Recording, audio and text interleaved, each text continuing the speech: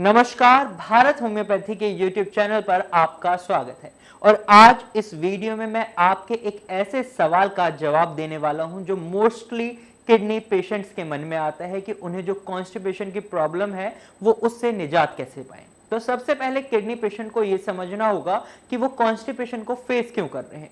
अगर आप देखेंगे, एक किडनी पेशेंट की डाइट बहुत ज़्यादा स्ट्रिक्ट होती है, और जब किडनी पेशेंट की डाइट स्ट्रिक्ट होती है तो किडनी पेशेंट्स का खाना खाने का मन भी कम होता है, और उनकी डाइट जब डेली बेसिस पर वो एक ही खाना खा रहे होते हैं तो उनके साथ क्या होता है, उनकी खाने की जो भूख होती है वो भी कम हो जाती है।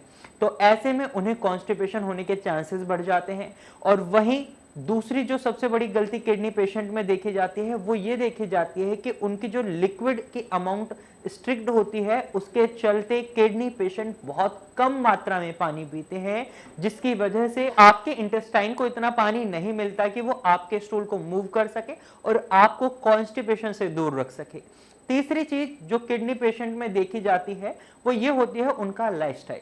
वो किडनी की प्रॉब्लम के चलते इतना ज्यादा अपने आप को रेस्ट में ले लेते हैं कि उनकी बॉडी बिल्कुल भी एक्टिव नहीं रहती, वो कुछ भी काम नहीं करते, वो बेड पर रहते हैं, वो सोफे पर बैठे रहते हैं, उनकी जो एक्टिविटीज होती हैं बॉडी की वो बिल्कुल कम हो जाती हैं। और जब उनकी बाहर की एक्टिविटीज कम हो जाती हैं तो जो उनके इंटरनल बॉडी पार्ट होते हैं, यानी आपका डाइजेस्टिव सिस्टम होता है, आपका ब्रेन होता है, या आपके इवन हर बॉडी पार्ट की बात करें, वो भी वीक हो जाते हैं, वो भी अपना काम सही से नहीं कर पाते। और इसी वजह से किडनी पेशेंट्स कॉन्स्टिपेशन फेस करते हैं, क्योंकि उनका डाइजेस्टिव सिस्टम धीरे धीरे काम करना कम कर रहा है।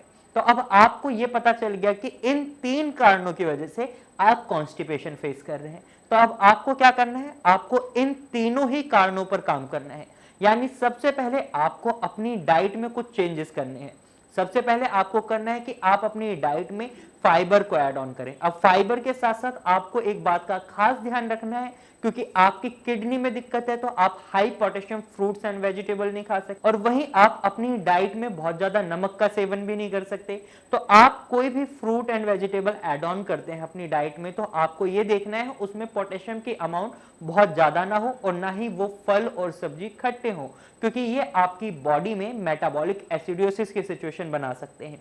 अब आप सब्जियों की बात करें तो आप सब्जियों में घिया है, परवल है, तोरई है, गाजर है और प्याज और मूली, आप इन सब्जियों को खा सकते हैं। इनमें बहुत अच्छे अमाउंट में फाइबर मिलता है। साथ ही आप गोभी और भिंडी भी खा सकते हैं। और वहीं फलों की बात करें तो आप फलों में सेब, पपीता, अमरूद भी खा सकते हैं बीज निकालकर, और खरबूज खा सकते हैं। इन सभी फलों में फाइबर की अमाउंट अच्छी होती है, ये आपके डाइजेस्टिव सिस्टम के लिए भी अच्छे रहते हैं, और आप इनको खाने से कॉन्स्टिपेशन की प्रॉब्लम से भी दूर रहते हैं। आप अपने खाने की थोड़ी सी क्वांटिटी भी बढ़ा सकते हैं, जिससे आपके डाइजेस्टिव सिस्टम में स्टूल बनाने के लिए, फॉर्मेशन के लिए एक अच्छे अमाउंट में फूड मिले, क्योंकि कई बार किडनी पेशेंट बहुत कम मात्रा में खाना खाते हैं, जिसकी वजह से उनका डाइजेस्टिव सिस्टम स्टूल फॉर्म ही नहीं कर पाता, जिसकी वजह से उन्हें कॉन्स्टिपेशन को फेस करना पड़ता है।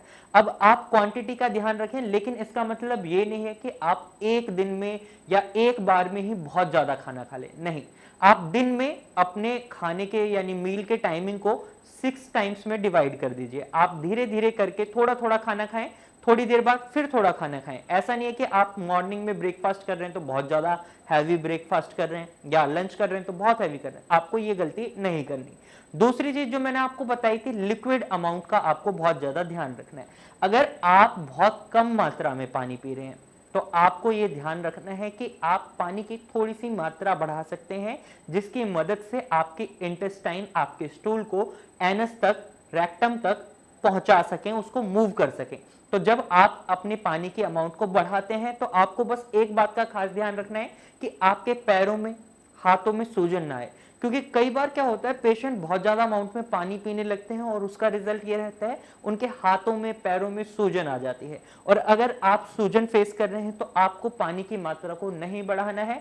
इससे पहले आप एक बार अपने डॉक्टर से कंसल्ट करें, या फिर आप नीचे दिए गए नंबर पर कॉल कर हमारी डॉक्टर की टीम से भी कंसल्टेशन ले सकते हैं। तीसरी चीज जो आपको करनी है, अपने लाइफस्टाइल में कुछ चेंजेस लाने हैं। अब आप योगा करना स्टार्ट करें। जब आप योगा करेंगे तो ये आपके डाइजेस्टिव सिस्टम को भी स्ट्रेंथ प्रोवाइड करेगा, साथ ही आपके किडनी के लिए भी ये बेनिफिशियल रहेगा। तो आप योगा की मदद से भी अपनी बॉडी को एक्टिव मोड में ला सकते हैं और अपनी किडनी की प्रॉब्लम से भी निजात पा सकते हैं और कॉन्स्टिपेशन की प्रॉब्लम से भी निजात पा सकते हैं। अगर आप इन 3 तरीकों को अपना लेते हैं तो आपको कॉन्स्टिपेशन की प्रॉब्लम नहीं होगी। लेकिन अगर आप ये सोच रहे हैं इसकी मदद से आप अपनी किडनी को ठीक कर लेंगे, तो ऐसा नहीं हो सकता, क्योंकि किडनी की प्रॉब्लम अलग है और कॉन्स्टिपेशन की प्रॉब्लम अलग है। तो किडनी की प्रॉब्लम के लिए आपको अपने ट्रीटमेंट को जैसा चल रहा है उस तरीके से चलाना है, या अगर आपका क्रिएटिनिन लेवल कम नहीं हो रहा जहां से भी आप ट्रीटमेंट ले रहे हैं, तो आपको तुरंत ही ट्रीटमेंट भी बदल देना चाहिए। क्योंकि भारत होम्योपैथी में कई ऐसे किडनी पेशेंट्स आए थे जिनका क्रिएटिनिन लेवल बढ़ते ही जा रहा था लेकिन कम नहीं हो रहा था, लेकिन भारत होम्योपैथी में आने के बाद आज उनका क्रिएटिनिन लेवल कम भी हो रहा है और वो ज्यादा हेल्दी महसूस भी कर रहे हैं, वो अपनी डे टू डे एक्टिविटीज में एक्टिव भी हो रहे हैं। तो आज इस वीडियो के माध्यम से मैंने आपको बताया कि आप कॉन्स्टिपेशन से कैसे निजात पा सकते हैं। अगर आपको ये वीडियो अच्छी लगी है तो आप हमारी वीडियो को लाइक करें। साथ ही अगर आप भारत होम्योपैथी से ट्रीटमेंट लेना चाहते हैं तो आप नीचे दिए गए नंबर पर कॉल कर सकते हैं और भारत होम्योपैथी की डॉक्टर की टीम से कंसल्ट कर सकते हैं। अगर आपको ये इंफॉर्मेशन यूजफुल लगी है तो आप इसे अपने दोस्तों और रिश्तेदारों के साथ जरूर शेयर करें और आप हमारे चैनल को अभी सब्सक्राइब करें अगर आप ऐसे ही इंफॉर्मेटिव वीडियोस और देखना चाहते हैं।